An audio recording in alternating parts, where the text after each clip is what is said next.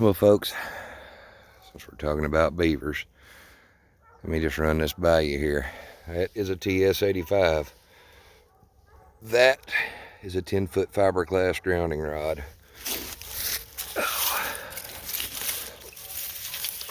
Beaver gets in the trap, slides down. This locks, will not let him come back up the rod. I think you get the point. That is a typical 330 conibear. Be honest with you, that old trap, I don't even know what it is. Who knows what brand it is. I've currently got it in an H stake. Those are commercially available. They're really handy if you're running a lot of traps and stuff, as I was when I was running them. But anyway, doing this in the yard. I don't currently have any trap set for any beaver anywhere. I'm going to demonstrate what it looks like when something goes in one of these 330 conibears. You know, folks, you have to be responsible if you're going to use these things, and they're ethical, but you know, if they're not in the water submerged, just imagine anything coming up to it, any animal that comes up to it. Just imagine what happens when that animal, you know, goes in it. I'm going to demonstrate how they actually fire in just a second. I'm going to tilt the camera down, and I'm going to show you. You know, I mentioned how dangerous it is, and you do this stuff at your own risk. I'm just going to set this thing and show you. That's a dogless trap. See, that catches on there. But now look at the size of this thing. Look. See how big my hand is? I mean, so when you're fooling with this kind of stuff, these traps are not a joke at all. They will hurt you. Anyway, now we'll take these safeties off on these springs.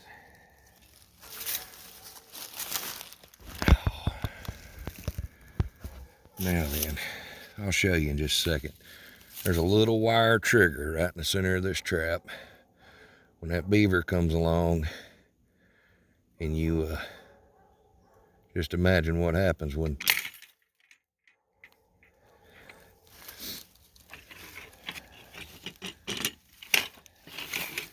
and there you have it. You know, he's caught. He ain't going nowhere. But anything else that goes in there is going to be the same thing. Now, any of my trapping buddies sees this and they see my setters here. They're custom. I made them.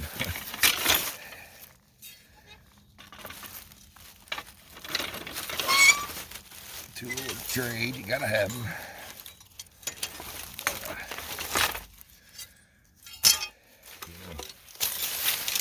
There you go. A little demonstration on the dangers of these things.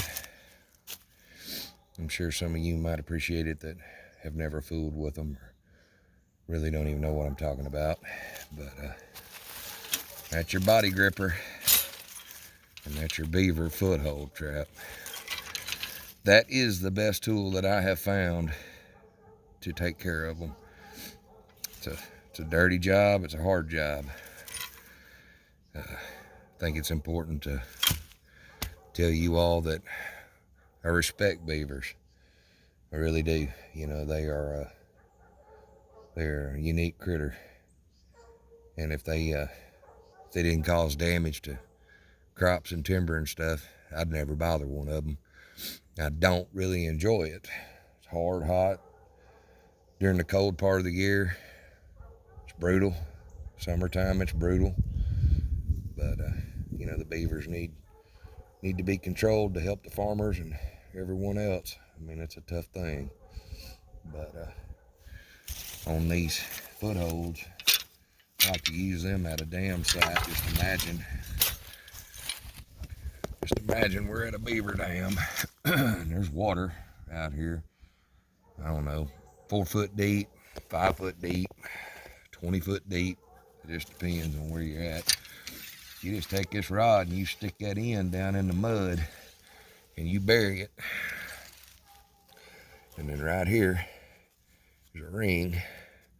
Take a T-stake and you sink it down into the ground. It's got a hole in it in the end, tie it off to a tree. And one of the things I think people make a mistake on when they're dealing with a foothold trap, a beaver is going to go under the water. He's going to push mud at the bottom of the dam, and then he's going to walk up with his back feet till he gets to the spot where he's trying to seal up the dam. How I catch them is I will tear a spot out, 8-10 inches wide, foot wide, and then I will set this trap under the water anywhere from 18 inches to, as far as I can reach. I will dig out, just reach my hand down in there and I tear out a hole big enough for this big old trap to set in. And I set that trap in the bank of the dam. And then when he comes up there, he'll swim up there and he sees that water's moving. He's going to immediately turn around and go out in the water and he's going to start gathering up mud and stuff. And he's going to come up there. He's not going to float that mud on top of the water. He's going to do it under the water. And what you want is your trap down under the water, 18 inches to 24, 30 inches back away from the dam, and have this trap set. And, his foot's big. Back foot on a beaver's huge. When he walks up through there with toting that mud and those sticks, he'll step in it and he'll slide down to the other end. And that's the end of the road for him. And it's a hard way to go, but it's about the only ethical thing you can do with them, because you're not going to catch him at a dam break with that, with a body gripper. Most people who try to set these things at dam breaks, they'll have a little success. You can catch one here and yonder with them. That's not the purpose for a body gripping trap.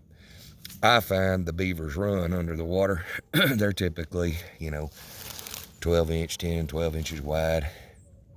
I will wade through the water if it's not too deep. I find that run, and I'll stagger these. I'll put one in the run, and then I will move about 6 feet, and I will put another one. And then I'll go on down the run and find another spot, 6 feet more, put it under there. It's a lot of work. You got to take sticks or something out there so you can tie them off. You want to make sure you got your H-stand secured to your trap real well, because when they come through there, they're going to be under the water flying as fast as they can go. And when they run into one of those traps, it hits them. And then, I've done that many times, set 3 or 4 of them in a series like that and get there the next day and have pretty much eliminated the whole beaver problem in the area. I will typically float a stick, take 2 sticks and stand them up, one on each side of the run, and then float a stick up at the top, take a piece of wire, tie it so that stick's floating long ways across the area. If he's swimming, coming across the top of the water, he sees that stick, he'll dive down and he'll get in that run right into that trap. You got him. Now, I know that trapping is something that folks, they get upset about it, but I encourage you to think about the things that matter in this the most. I've never went out there looking for them to get them unless they were doing damage somehow, flooding timber or flooding out crops, stopping up culverts. It's a real problem in South Arkansas. You can't go anywhere in South Arkansas without running into a beaver problem. And anyway, hope that gives you some idea of what I'm talking about.